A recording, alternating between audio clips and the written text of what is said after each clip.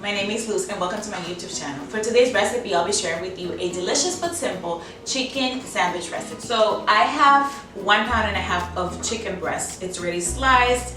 The thickness, it all depends on how thick you like. So the first thing I'm going to do is that I'm going to season my chicken. I'm going to use my cutting board and I'm just going to put my chicken breast there.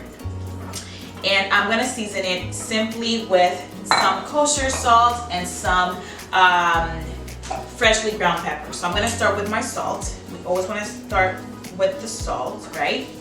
Make sure that each side gets really coated and well seasoned.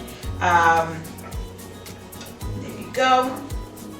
Once I do that, I want to continue with my freshly ground pepper. Okay, freshly ground pepper and some dried oregano. This oregano, it really gives that touch to the chicken breast. So we're just gonna flip it real quick so I can season the other side of the chicken breast, okay? So again, kosher salt, don't get scared. You won't have a heart attack by using this much salt, okay? Well, you have to be careful with salt, but you just wanna make sure that it's well seasoned. Okay, and then I'm going to go ahead and add some freshly ground pepper and last but not least some dry oregano. So now what I'm going to do next, since I already did that, I am going to place my chicken breast here real quick because we're going to use we're going to bread this chicken breast so we can deep fry it. For that, and I'm going to remove my cutting table real quick. I'm going to bring over my standard breading. Okay, so I moved my cutting board because I have here, we're gonna do a standard breading method, which is basically all-purpose flour, egg wash, which is basically beaten eggs or eggs with water, and we have panko or breadcrumbs, whatever you prefer. I have a combination of both, to be honest with you, because that's what I had at home, but you can use whatever you want, obviously, either breadcrumbs or panko. We want to make sure that we first coat the chicken breast in all-purpose flour. Then the next step is to dip it in the egg wash, and finally in the breadcrumbs. Okay, just make sure that it's well coated and that all the parts of the chicken breast, like I said, is well coated. So I'm just gonna dip it in the breadcrumbs. You can use, some people like to use gloves for this. I personally just do it using this. It's easier for me, but again, if you want to use gloves or even want to use your hands, it's kind of messy, but you can actually do that. Okay, so we have breaded our chicken breast. One thing I wanted to point out is that you can actually do this 20 to 25 minutes prior to deep fry it. You can just put it in the fridge while you do something else, and then you can just go ahead and deep fry, which is exactly what I did, is actually on the fridge. So now for our sandwich, what are we doing? We are going to start cooking our bacon.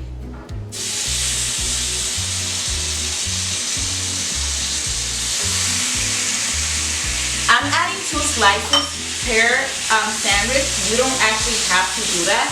You can actually do less than that or more than that. It all depends on what you like. There's some people that don't like bacon. You don't have to add bacon. You can add turkey bacon, whatever you want.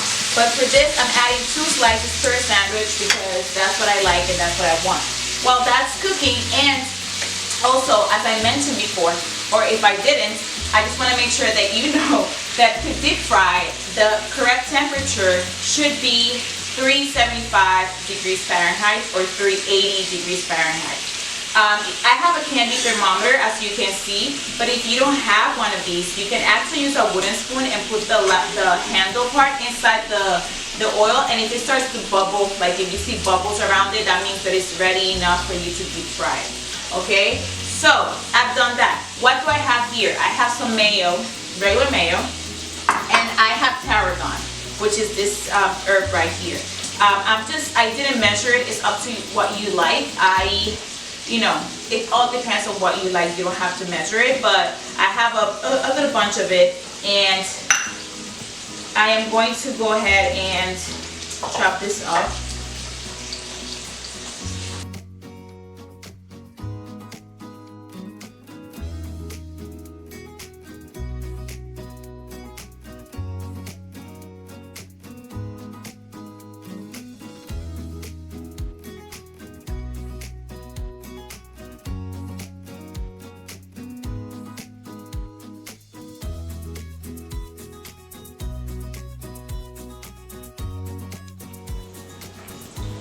Okay, so I'm just adding my garlic.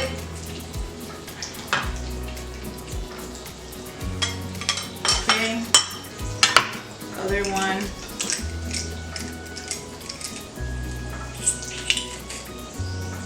Okay, there we go.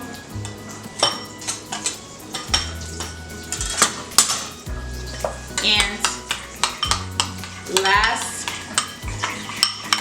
but not least, we're gonna add not a whole half of a lemon juice, but we're gonna add enough. This one doesn't have that much juice, so I think I can just add the whole thing. Okay, we're gonna make sure we mix it up real well. I already did my sauce. We have our pickles here, we have our cheese, and I already fried, or I'm cooking my bacon. Now what I'm gonna do is that I'm going to deep fry the chicken breast. Okay, so I'm gonna deep fry my chicken breast. As you can see, my oil is ready. We just want to take into consideration the recovery time, or frying recovery time, which is basically the time that the temperature drops and it then recovers and it goes back to what it's supposed to be, which is, like I said, 375 to 380.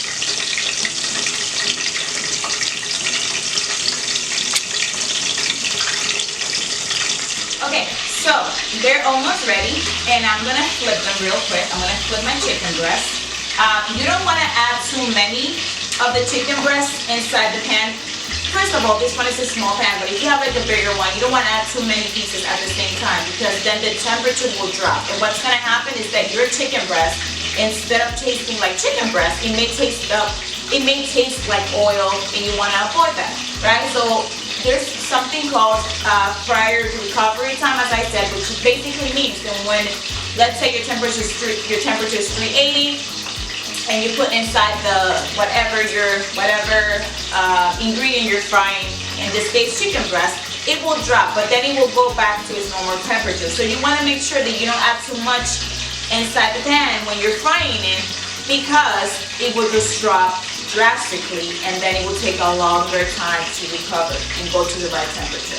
So once that is done, I'm going to use a cooling rack, just like this one, or a resting rack, and I'm going to place it there. And all that oil is going to like drop to the bottom of the pan, and then we're going to, we're going to assemble our sandwich, and then I'll show you guys how amazing and delicious it looks. And then I'll give it a taste. As you guys can see, here are my chicken breasts, they're ready, and we're going to start assembling our sandwich. So they're in this cooling rack.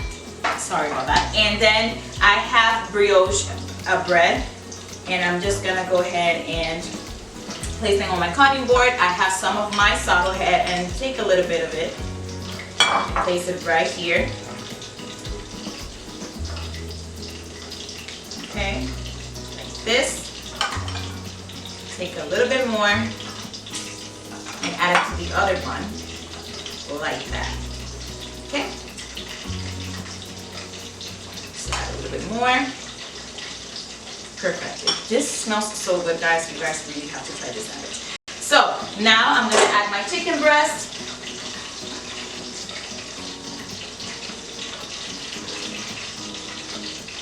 To the bottom. And this is one of my favorite cheeses. This is Gouda cheese. You don't have to use Gouda cheese.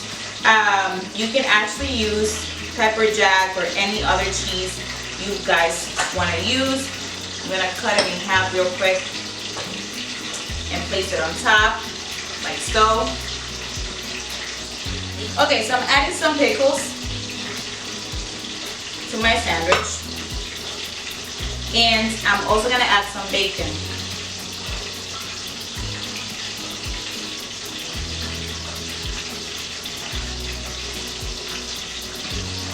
And as you can see, this sandwich is huge. And the bun is kind of small, but I'm pretty sure you're gonna love it. It's delicious. Look at this.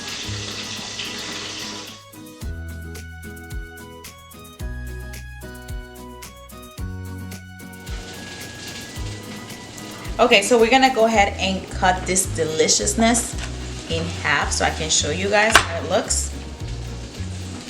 Perfectly juicy, delicious. You guys can see the cheese, some of the bacon there, and some of the sauce. Delicious chicken sandwich. give this a quick bite because it's just mouth-watering, so I just need to taste it.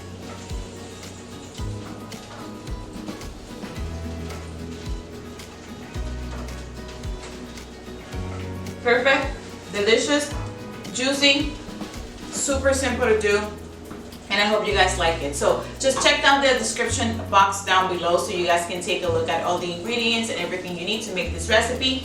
Also, do not forget to hit the subscribe button, give it a thumbs up if you like this video, and share with your friends and family. Thank you so much for watching. It's been a pleasure to show you guys this recipe, and there will be more recipes to come.